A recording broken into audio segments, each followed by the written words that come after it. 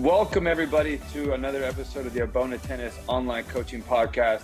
You are tuning in for a very special episode, as this is the first time I've ever had a guest on, and something that I will be trying to do more of, especially if I can talk to more people like Marcelo Ferreira, who is the Director of High Performance Tennis at the Windy Hill Club here in Atlanta.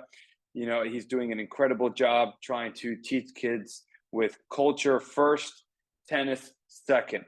Okay, character is a big thing, and his unique process, which in a way shouldn't be so unique, but it's become unique because of how hard it is to find an academy that really takes a holistic approach, that really cares about the kids and doing everything possible with everything they do, including their fitness, their yoga, meditation, sports psychologists, and the way they limit how many kids are on their courts while trying to get them to be great people first, hard workers first, and tennis players second. So please check out the details in this podcast so you can see how to reach out to him in case you're ever in Atlanta, or you just want to pick his brain on what you can do to help your kid try to get to a better place in tennis. Enjoy it. All right, Marcelo, man, thank you so much for jumping on, just giving me some time to talk to you.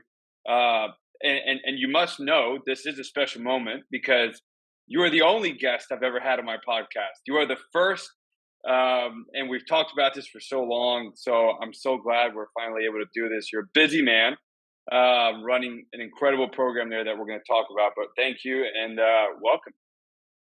Oh, I'm so honored, man. To be the first guest on your big podcast. I love that. So yeah, thanks for having me. Just like you said, it's something we've been talking about for a while now. It almost goes back to when I started the academy. So I look forward to discussing some interesting topics with you today, and hopefully we get to do more often. Yeah, well, you definitely, your story is going to need multiple podcasts because just your entire story of how you even got to where you were. I mean, that's a whole nother one. From becoming a ball boy in Brazil to coming to Georgia College, having to improve your English, then becoming a coach, Texas Tech, Pepperdine. I mean, you've done this in a way that most people have not, and it's really awesome. I think if people really knew that, like the effort you put into. I was reading your story about how you were jumping over the fence on Sundays to go play tennis, just because. And I'm sure you encounter this now, which is something that we struggle with at times. Like, we have people that won't go to a great academy just because it's 15 minutes too far, right? The traffic is just too much. Yeah. And here we have somebody like you who took bus rides, right, to get to places, jumping over fences, just went to a club with no racket or tennis ball. Just wow, here you are. So talk a little bit about that, and then we'll get into your program. Sure, man. And it's so funny that you brought that up because yesterday I was talking to my coaches about how, I just don't remember a coach ever having to tell me to work hard. It's just like it was something so innate, but a lot of my coaches feel the same way. And I don't like to sound so cliche and just blame it on, oh, it's generational. I think there's a combination of factors that makes some of our kids today to not have that drive and that grit. But going back, just to kind of summarize, like you mentioned, I come from a very humble family. We didn't have a lot of money. We didn't struggle, but my dad worked and he just really made enough to put food on the table and pay bills. I grew up as a soccer player. Like everybody in Brazil is almost like if you don't play soccer, it's sacrilege. So, but because I have this competitive drive, I started getting really frustrated when I lost games, and I'm like, I don't have any control. Even though in tennis, it's not like you have total control, but a little bit more because it's in your hands.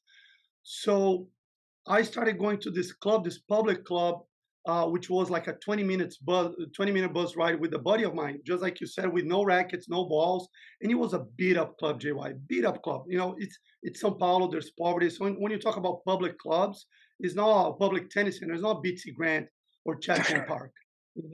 It's beat up with holes all over the clay courts. But we would come in with like this puppy face, like in some of the older gentlemen, like we're talking about back in 1990, 91, 92, playing really old school, all white and white t-shirts and shorts, and they would hook us up with some old wooden rackets, and we'll just hit against the wall. Uh, as I felt like, man, I feel like I got a little bit of touch for this. I enjoy it. I contacted a couple of my friends that were working at different academies in São Paulo because back then was very, very common. The labor laws were very lax, and so every academy had multiple ball boys. So you would come in and say, like, I'd like to take a private lesson, and they would come to me and say, Marcel, Mr. Uh, JY, would you like to have a ball boy for your lesson? And it was like $1 extra, so everybody would take it. This buddy of mine calls me lunchtime, hey, the afternoon ball boy just quit. If you want the job, you got to take it right now. So, I mean, like, there I am, super young, telling my mom, hey, do you mind if I take this job? I jumped on the bike, and that's how I started, just working from 1 p.m. to 11 p.m., man, every freaking day from a very young age, learning from everything that I listened. I'll eavesdrop, listen a little bit, try to apply everything that I heard on the wall. Uh, Started getting better. I've been blessed to have a lot of really good people on my path, man. That's the thing. It's just, yes, it's important to have the drive and the dedication, but you got to come across good people.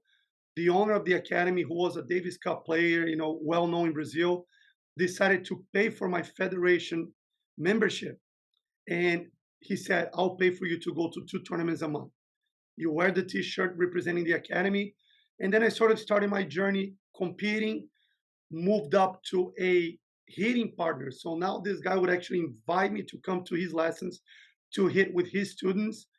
By age 16, 17, I got my coaching certification with the Brazilian Confederation. And that was it, man. Like, I started coaching, playing tournaments, went to college for 3 years back home, to get my physical education degree.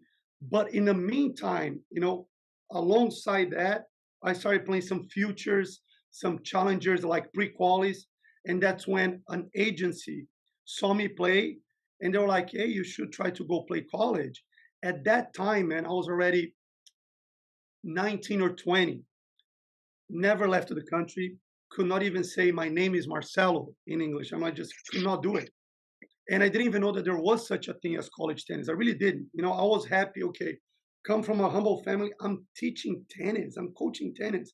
I'm making good money. I go to college. I play tournaments. I live with my family. Life is great. It can't get much better. But after talking to me about that, it just got into my head, let me do some research. I got excited about the idea. My parents were really freaking out. But they're like, we're going to support you. But then September 11th happened. I was supposed to go that following January 2022. Obviously, my family was like, no chance. You're not going to college. So the idea just kind of died down. The scholarship that was waiting for me, I didn't think the coach was going to wait. But he said, if you want to wait for things to die down and come the next opportunity in August, I'll wait for you. So that's when I kept studying for the TOEFL. The SAT came, had an incredible experience, man. Best decision I've ever made. It was tough. It was really tough. When I tell you that my English was bad, JY, we're really talking about people saying nice to meet you, and I would reply with a what? It was that bad. I couldn't order McDonald's. Like, the first day in America after my coach picked me up, we went to McDonald's to grab breakfast. But in Brazil, we don't have breakfast at McDonald's. So at 9 o'clock in the morning, I'm ordering a Big Mac. And that was the only thing that I had in my mind. Big Mac, please. Big Mac, please. Right. And the lady kept saying to me, there's no Big Mac. But I just kept saying, yes, Big Mac. And my coach realized, I'm in trouble. This guy's not going to be able to pass, one class. But I was able to overcome that and spend my 3 years playing, because due to eligibility issues, I was already 21 when I came. I only had 3 years. Went back to Brazil after graduation, thinking, okay, it's done. Let me just go back to my routine, because at that point, I got my physical education degree. But it's like, crap, I'm going to go back to the same academy. I had this amazing life experience. A month later, my coach calls me. Hey, man, because I was the team captain before I left. And he's like, I'd like for you to come back and be my assistant coach. I don't have a lot of money to pay you. I got a stipend of $400 a month, but I can pay for your masters. My parents were not thrilled because we waited 3 years for you to come back and now you're leaving again. But they knew it was a good opportunity. Went back and the rest is history. Like I put in a year with Georgia College. I was able to recruit one of the best classes we've ever had. The opportunity to go to Texas Tech came along. And then I put in 7 years there, 6 years with Pepperdine. And now I've been in Atlanta for 5. Man, just to take that story and then, I mean, let's fast forward to where you are here at Windy Hill. Where it's a complete different upbringing of kids that we all work with. And it just is what it is, right? But Yeah, yeah, I mean, how do you use, like, I think that's something that I try to keep in mind is like, that's why I felt traveling for me, playing tournaments in other countries, just seeing the world, meeting other people was helpful to me because while I can't truly feel what you felt, the sacrifices you have made, they're no, like, my sacrifices were not anywhere near yours, right? But just the more I meet people like you, the more I can keep that in mind to, like, when I have a bad day, like, hey man, like, I'm doing okay. So when you see the kids that you're trying to work with and trying to help them chase their dreams, get into college tennis, you have a homeschool program there, and you get these, oh, I'm tired, man. Or, oh, like I'm playing bad tennis. Like, oh, I hate this. Like, oh, my legs hurt. Or, oh, why am I practicing on this court? And you're like, and you're sitting in this beautiful Windy Hill club, and you think about where you came from. I mean, how do you help these kids kind of get through that without also, you know, being unfair to them, right? Trying to right. motivate them, but in a way where it's respectful, and understanding of what they're going through. And that's a great question. And it's a challenging one because I think, like I said in the beginning of our conversation, it's easy to say, oh, it's generational, it's this, it's that. A lot of these kids have nothing to lose. I had everything to lose if I didn't step up. But it's not true. I just feel like a lot of the kids that we work with, me and you and all the other coaches, they have a lot of the skills and qualities that you and I have, but coaches have not tapped into it. Okay, so I believe that kids thrive with discipline. They thrive when coaches are tough on them. So the goal is to build them up, not tear them down. But I tell them all the time, the way you build muscles, you got to break fibers. So some days I'm going to have to break you a little bit and make you feel like crap, man. This coach, all he does is rip me. But here's the thing. From the years when I was coaching in Brazil and then playing coaching in college, I believe that when you show these players that you truly care about them as people, who they become as human beings, uh, when you care about their effort and not whether they're winning or losing, they can take the ripping a lot easier because this is coming from somebody who has shown over and over and over again that he really cares about me. So if he's coming to me and saying, I'm disappointed, you're not bringing the effort, okay, maybe I need to step up. So yeah, finding that balance when I need to raise my voice a little bit and be a little bit more stern or just be a little bit more loving. I don't think there's a perfect formula. You kind of have to feel it in your gut, depending on who you're handling, who you're dealing with. For me to say to you, this is how I do it always, I will be lying because I have kids here that are way tougher, and I can get on them, man. Just go dead on. Some other kids, I need to sit down and put my arm around them and just say, hey, this is not going to be acceptable here. But overall, they know coming into this academy, they will be pushed in a way that they're not used to. They will be put in a situation where their failure is everybody else's failure.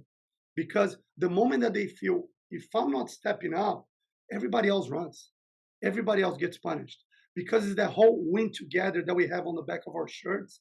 I tell them, is win together, lose together. Because the one thing that I realized that a lot of junior coaches fail to do when I would get these freshman recruits coming on campus, they were selfish because they were never taught how to be selfless. They were never taught how to care for one another. They didn't learn that there are consequences within a team when you don't step up. So I really hold them accountable big time here when they show up and they say, uh, like, coach, I'm not going to run 4 balls because my legs are really sore from the workout yesterday. So you're not going to run the 4 balls, but you're not going to train. Are you going to play tennis? Oh, I'm okay for tennis. No, you're not. So you got two options. You got two options. You can take the day off and you tell mom and dad, mom, dad, I'm really sore. The money that you put into that practice, I want to waste today and go home. Or you can power through and do both. It takes 1 second. You know what? I'm doing both. So instead of like me saying you are doing both, I present a situation that makes them realize which one do I take, and then they make the decision to do both because they don't know the difference between soreness and injuries. Okay, I never want to get a kid to power through an injury and get more hurt. No chance. We're not in that business. But I'm in the business of creating kids with thicker skin, and I try to talk to them a lot of times. Like I said, instead of me just saying, you are going to do that, I use examples of people they respect. When I share my story with them, the one that I just shared with you, is not to impress them. I don't care about that. It's to impress upon them that, hey, just like me, there's other people out there going through this. All of you guys are coming to this program that we call a college prep program. Do you really think that your competition to college is kids from the academy down the street? You're competing against some nasty, gritty Turkish kid, some natty, gritty Serbian kid, some kid in Brazil like me who is willing to freaking bleed on the court. Okay, so what's going to get you outside of this little pool of normal, average, mediocre kids? Because what you're doing right now is mediocrity. So show me that you got more in you. Because even though we work them hard, I tell them all the time, I work you guys hard. But there's a lot of other people working their kids hard too. What's going to get you better? Is character, is toughness, is being that type of player, 6-0 in a third. Okay. So when you watch somebody like Rafa in the changeovers and you see blisters all over the hands, bleeding, you don't think that hurts? I'll show video of that guy. I keep forgetting his name. Remember a few years ago, I think he's a South Korean guy, was in the semifinals of the US Open, and he quit in the semis because his foot was completely destroyed. Young Chung. Yes. And I'm like, look at that. Do you understand the desire this guy had to play? And you guys are telling me your nail hurts a little bit and you don't want to play? Give me a freaking break. So they understand it. We do things here. I'll use it as an example. I'm a big believer of grunting. I believe grunting is helpful. It shows intention. It shows engagement. It helps with flow of the movement. We had that rule at Pepperdine that wasn't instituted by me. Adam Steinberg had I know. a sign on the locker room, in the locker room. We had a few rules that were non-negotiables. You push your teammates at all times. You grunt all the time. You move your feet insanely, and you accelerate your racket like there's no tomorrow. And if you didn't abide by them, you're out. Everybody's running. And I do that here. It's non-negotiable. So they're supposed to push their teammates. They're supposed to grunt. When they don't do it, I don't shout because we have a contract. They signed the contract. We all sit together and there's the non-negotiables contract. And I tell them, guys, if you cannot sign, that's okay. You got to tell me why. But the moment you sign, you're going to be held accountable to it. So I just say, guys, I don't call names. I don't like to expose kids. A couple of your teammates did not do a good job. Rackets down, run. Hey, again, didn't do a good job. And what I do all the time, I tell them, guys, the goal is not to point fingers. So you don't know who is not doing it. But if you know you are doing it, push somebody. You'll be surprised, JY, when you see 9, 10-year-olds pushing kids 5 courts away. Let's go, guys. Come on, grunt. It's so refreshing. So that's why I said that I feel like they all have it, but we need to put them in situations that allow them to tap into that skill that sometimes is so hidden because nobody pushed them to their limit. So we're not really reinventing the wheel, but we are, me and the staff, we believe in what we're trying to do. We're not concerned about parents not being happy if we're pushing their kids a little bit more. And we're completely okay with the parents saying, it's not the environment for my kid. Perfect, because your kid's not my type of player anyway. But I'll tell you the truth. I think we got I should keep better track of it, but I'll say our retaining rate is close to 95 to 97%. So some kids leave, but it's okay. They don't belong here anyway. Yeah, well, and I think when you say that, people shouldn't take it the wrong way. Like, look, there's multiple ways to enjoy the game in tennis. There's, tennis at a collegiate and professional level is not for everybody.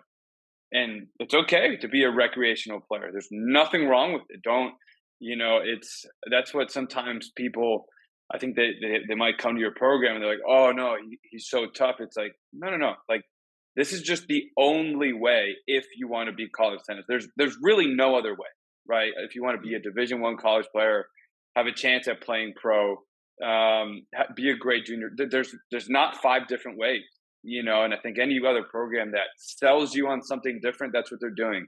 They're selling you, and Yeah, what I love yeah, about what you do is like you have everything you're trying to teach, your culture, your character, team, selfless, and we've had conversations about this in the past. Like, you are not afraid to either send somebody home or kick them out of your program, which is actually a good thing. I think so many academies are so concerned about their bottom line and their revenue that they'll have that terrible relationship and terrible player that brings the energy down in their academy for years, just trying to make it work, when in reality the truth is the only way it's going to make it work is if they leave. And yeah.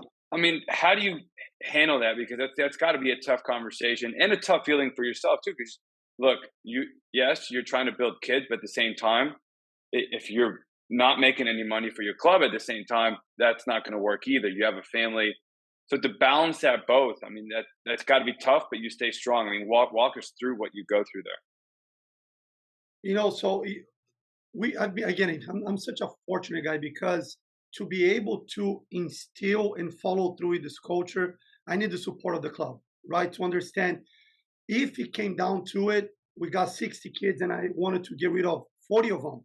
Am I going to get criticism from corporate or my GM? And that's not going to happen. Like I came in and they understood we're trying to develop good people. I truly believe, my mission has been from the get go to develop great character, to develop great citizens through the game of tennis. And I believe when those values become part of who they are, tennis is going to happen. Because when you learn how to be a professional, you show work ethic, you show dedication, everything else we can coach. So when feel like I have the freedom and the support of my administration, I can do it. And there has never been an issue. But losing players has not been an issue. Like I said, we probably had to do it 3, 4 times in 3 years because some kids come in, they'll struggle at first because it is a big cultural shock. When they come from other academies, crap, I need to push my teammate. I need to grunt. It's mandatory for me to do fitness. I'm paying for it, but if I want to go home earlier, yes, there's no negotiation here. Okay, you're going to do it. So I would love to say, oh, it's such a struggle, but it's not, because I was lucky to get 4 coaches with me that have completely bought in. I didn't have to really teach them. I made sure that through the interview process, they knew exactly what I expected. And I'm like, if it's not for you, it's okay. I need somebody with energy, somebody who's a disciplinarian, somebody who's going to coach. I can get a janitor from outside to hold a racket and say, follow through, bend your knees and just move your feet. It doesn't take a tennis coach to do that. I wanted to be a tennis coach when it comes to really. So during practice, we're stopping kids all the time to talk about technique. Since we have that 4-to-1 ratio, we're able to have our cell phones. We're recording the kid. Come here, let me show you this. Okay. And we're able to catch kids not doing what they're supposed to be doing. And they run or they get kicked out.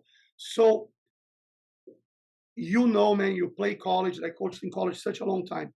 When a healthy culture is in place, it might take a little while in the beginning, but when that culture becomes strong enough, it's really hard to break it.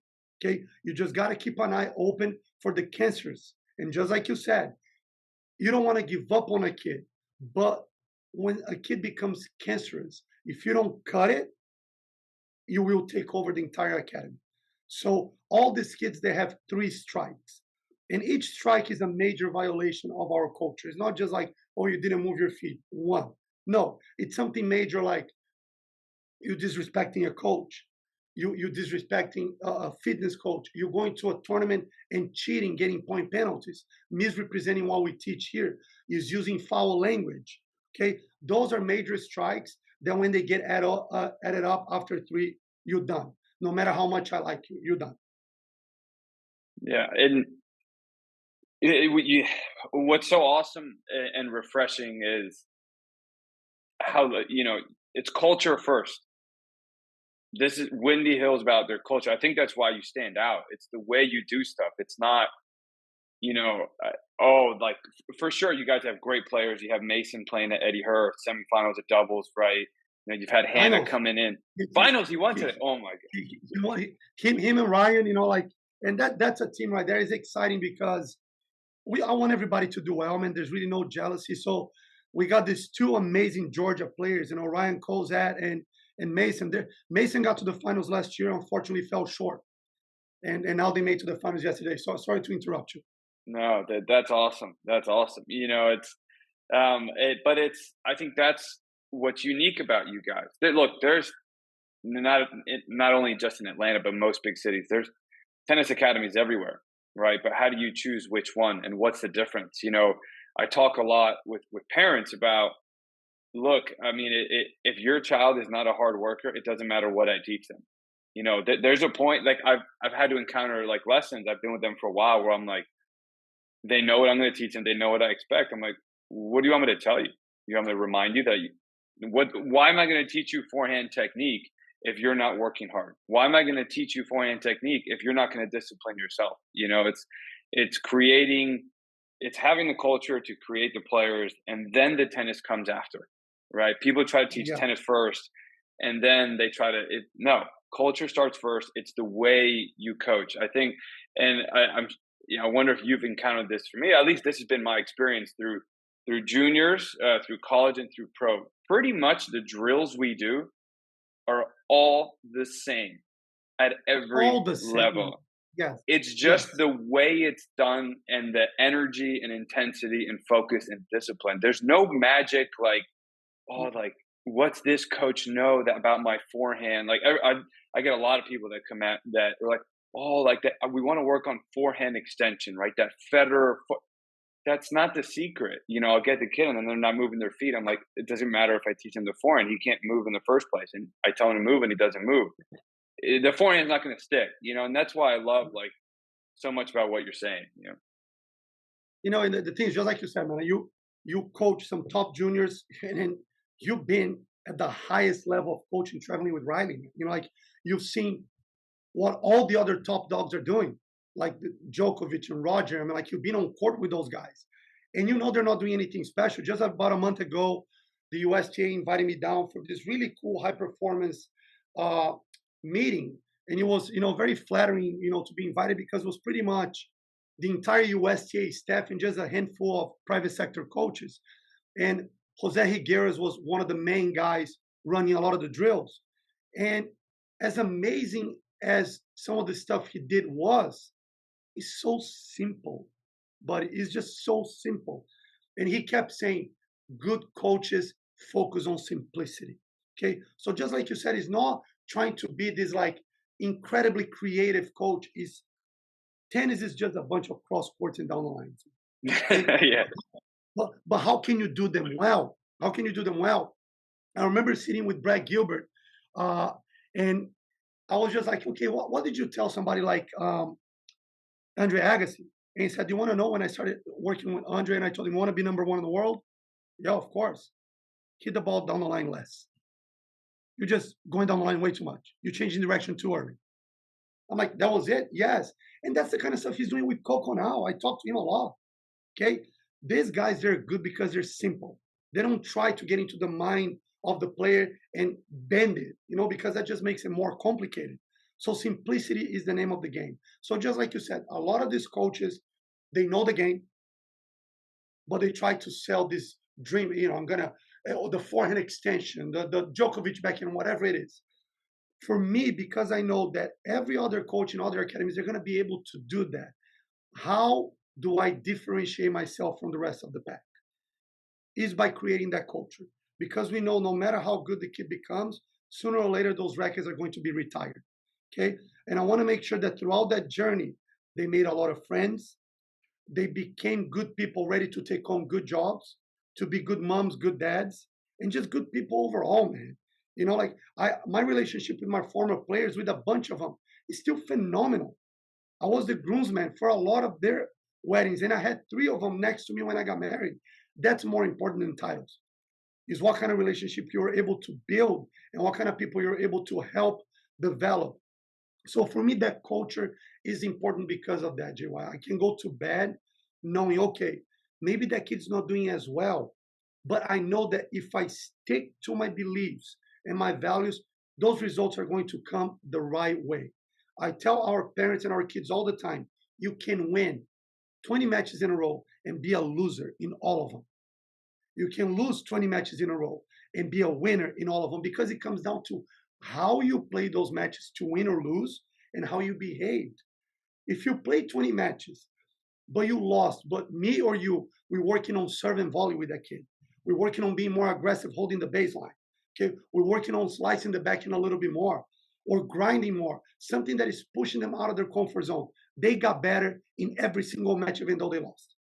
Okay, but you win 20 matches pushing, bunting, grinding with your butt up against the fence. Congratulations, your UTR just went up. You're a loser. And I tell them, you're a loser because you just wasted 3 months of your career. You just got worse.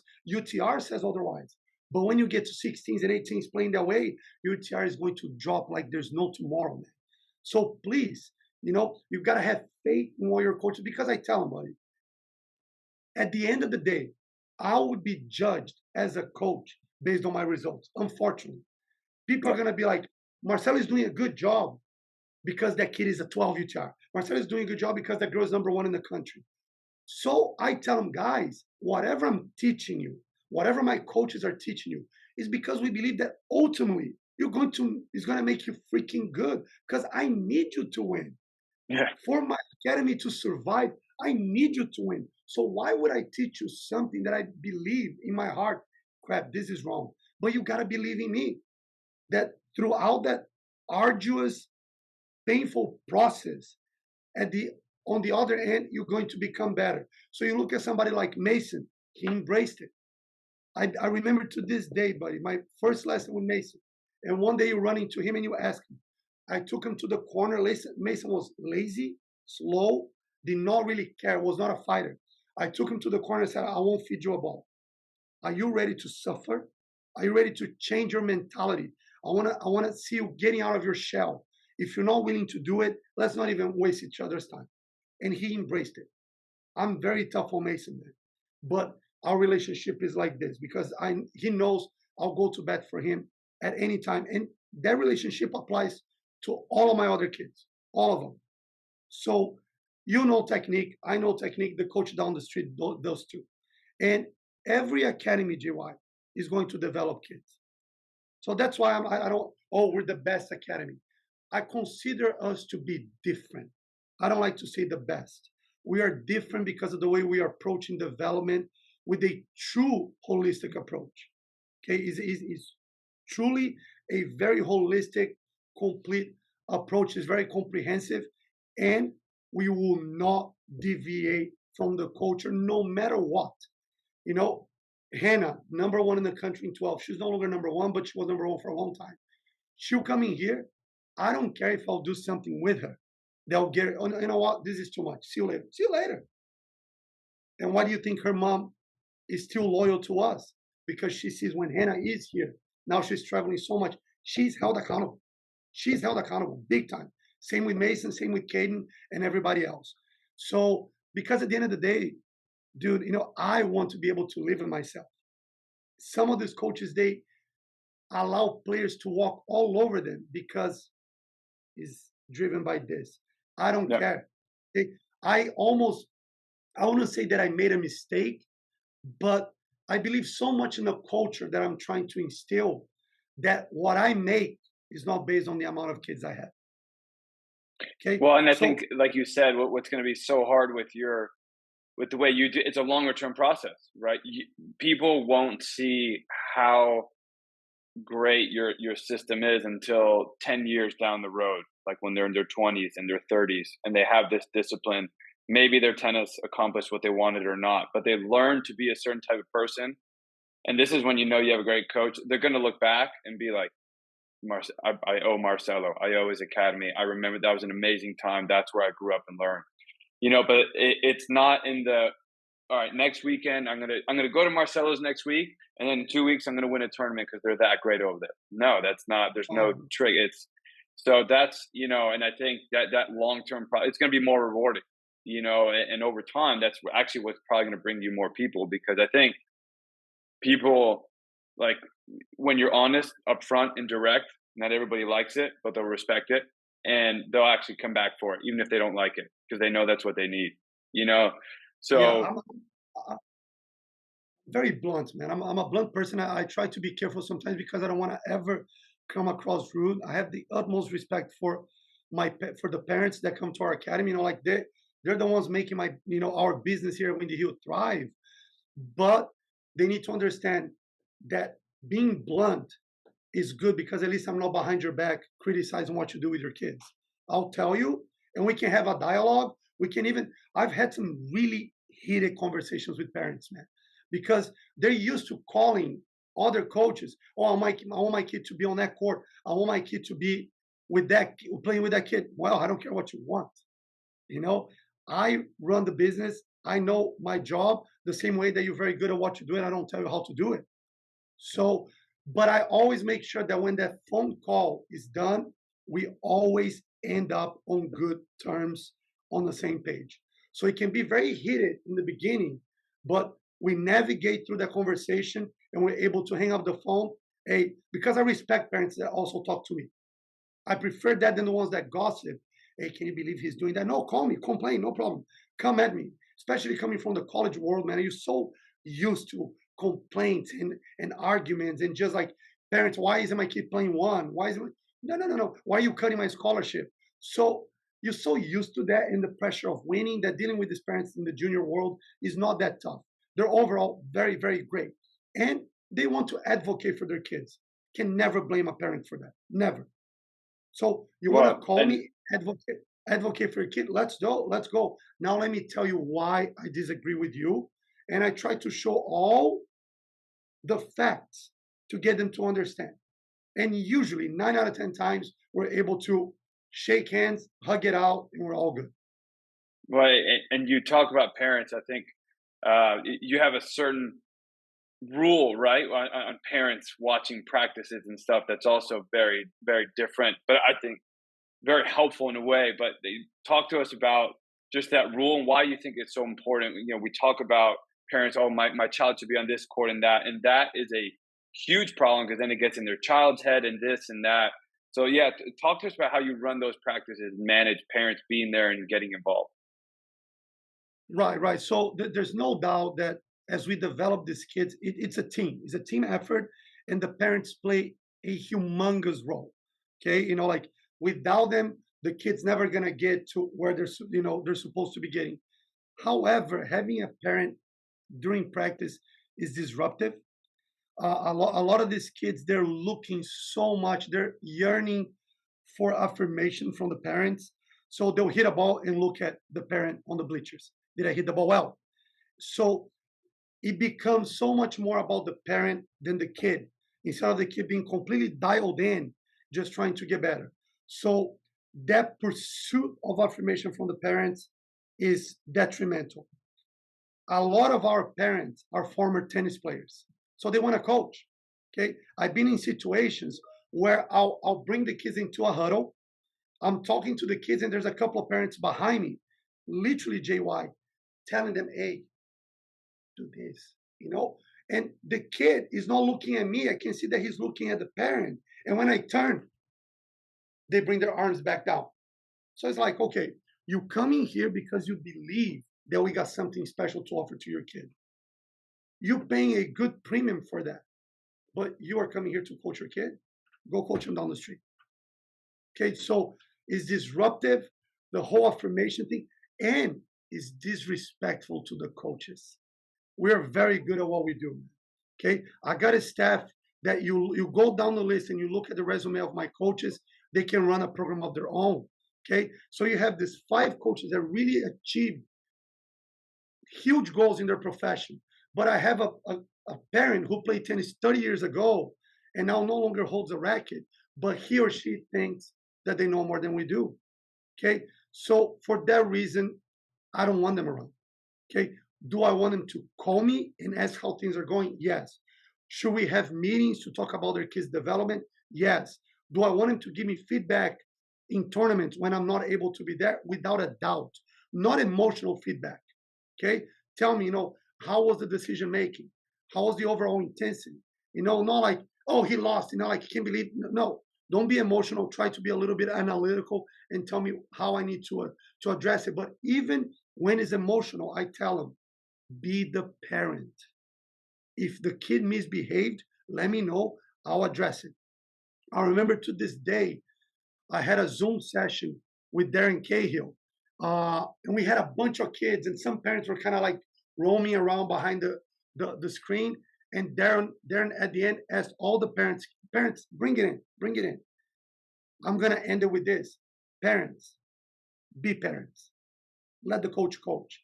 And he told his own story, how he's got 2 kids, and he's like, I'll go to their tournaments, and it was so good to be able to sit down and just watch my kids play. If they wanted my opinion, I'll give it to them, but I'll allow the coach to do a lot of the work. And that's what I want to do with my son. As my son gets older, I want one of my coaches to work with him. Okay, I want to be in the background. If he wants my participation, I'm here. But I want him to be able to look at me during a tournament and not see a judgmental eye. Okay, I've had parents that try to come in and they're making kids cry, man, during practice. I'm like, how is that beneficial? So parents, for the most part, they understand it. They see that what we're trying to do is not hide. Oh, we're not going to work hard because parents are not here. Actually, it's the opposite. When parents are not around, it allows me freedom to talk to these kids the way I want to talk to them. Because by being there, we can feel handcuffed. They become a hindrance to our ability to coach, because now I'm like, if I'm very tough on that boy, is that mom thinking that is too much?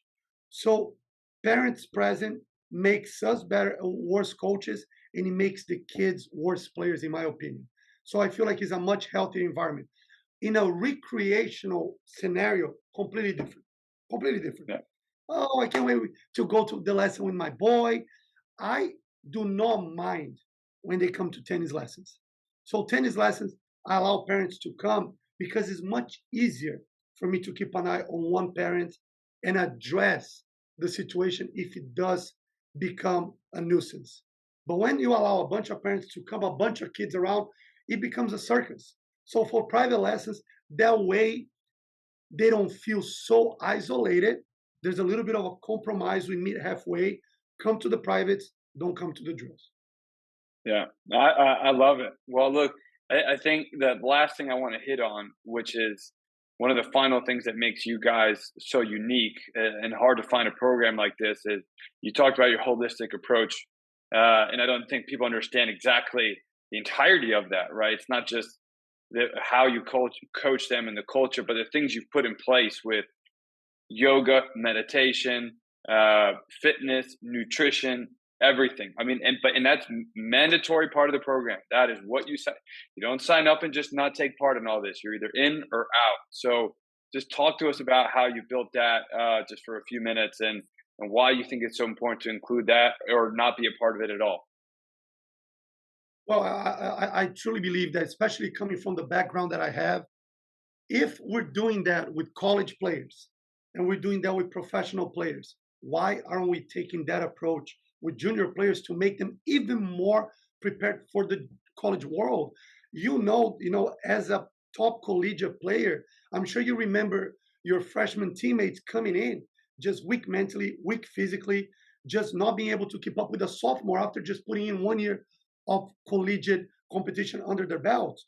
I was So one of for them. me, yeah, there you go. So for me, I was like, okay, I want to create something that really puts us apart in a different category. Is it easy to do it? No. Again, it goes back to my luck and being a fortunate guy to have this club that is a state of the art club, which we just have one or two in the entire region that allows me to offer that. But it's also the mindset that the program comes as a package. We don't piecemeal. There's no coming twice a week, 3 times a week. So I wanted from the get-go, I told my supervisors, we need to do a 4-to-1 ratio. Obviously, in a perfect world, should be a 2-to-1 ratio, but then the dollar amount will be too high for anybody to be able to afford. But so many of these academies, which we know for a fact, are putting 5, 6 on court, but it's not even More. a coach. But it's not even one coach for those 5, 6. It's a coach for 12 to 14, and it's like it's not coaching. This is just baskets being brought out to the tennis court, and it's doing what the janitor can do. Follow through, move your feet, let's go, guys, well done. So there are people that enjoy that because you get what you pay for. You're paying the $300-400 a month, you're gonna get that, you cannot complain. uh Fitness is optional, or it's just mostly let's do some sprints on the court. Okay, I didn't want that. I wanted to be able to really put a collegiate program within a junior program, and that's exactly what we got, JY. So we got that 4-to-1 ratio. I got a cap of 20 kids. I don't take more than 20. 5 courts, 5 coaches, 20 kids. We have fitness every day. Okay, fitness with fitness coaches that are specialized and specified to tennis players. There's a proper periodization design for each kid. Each kid has a spreadsheet with numbers that are input daily. There's training blocks where there's like power, agility, movement quality, hypertrophy, flexibility, always done. We got 2 fitness coaches that are full time with us. We got a yogi who's a top yogi who works a lot on flexibility, mobility, mindfulness, and meditation, mandatory as well. Uh, an athletic trainer that comes out once a week to look at injured kids. He's actually a 5-hole player himself, and he works for a top orthopedist who is an ATP WTA orthopedist. So because we have that partnership with them, somebody gets hurt today, the doctor is able to see this kid tomorrow, even though he's got a wait list for a normal patient. Okay, so that guy comes in and he's like, Marcelo, that kid's technique is injury prone. Okay, so we got an official partnership, so he's allowed to use our massage table if he needs to tape a kid, to work on the kid, do some muscle manipulation. So we got that. We got a sports psychologist and a mental performance coach that comes every Friday to meet with the kids and also do some privates. We work on the side with a nutritionist, okay? And I might be adding some different features very soon. So we're trying to really have this 360 approach. We try to really make sure that these kids are being taken care of in every single facet of the game, because we know that is going to make the difference. Okay, we as older coaches, we know how nutrition is such a key component. You look at somebody like Djokovic, like the guy is still a beast and almost unbeatable to this day because of the way he eats, man. Such a clean diet. Recovery. We work on recovery a lot. So Tiago, our head fitness coach, he's so into prevention. He used the word longevity a lot and recovery. So we do that a lot with the kids, like we flush it out. And that's why I wanted to bring uh, the yoga into the mix. We also work with our massage therapist. Just last Thursday, we had a yoga session with the massage therapist in it. So he would grab kids one at a time and work on them on the table. Mini sessions, but something very special. Okay, so the kids are doing yoga, the masseuse 5 to 10 minutes working with individual kids, sending them back to the yoga session. How many academies are doing that? Very few, man. Very few. And, I think that's why, since you started this, you told me what you were trying to create. It's only been about 2 years roughly, and you've already been able to put so many things in place. It's an amazing job, and I think that's why you're one of the most respected coaches, and why I recommend you. There's only two people I recommend off the bat right away. Hey, I'm going to Atlanta. Where can I go train? Marcelo is one of your guys. If you're going to be in the area, you have to go to him first. Just check it out. And like we've said, it's not for everybody, but you have to at least take a look, because it's that good with everything you do. So, look, man, I thank you so much for your time. Why don't you just tell everyone where they can find you, where they want to, if they want to come up and see your program. You're on Instagram as well. Just tell them how they can reach out to you so they can try you out. Sure. So yeah, you guys can find me on Instagram. I don't even know my handle by heart, man. I can just I'll share right here. Yeah, but it is Coach Marcelo Ferreira Tennis. Coach Ferreira. So Coach Ferreira Tennis. You can put that down, brother, and you guys can reach me through my phone number 818-450-7836. We don't really have anything on the website because it's almost like an invitational only type of program. When people want to sign up, we tell them, like right now we have a wait list. So people need, and we've had a wait list for a while now for all three programs, for our homeschool, for our junior high performance, the 9 to 10, 11-year-old kids, and for our after school.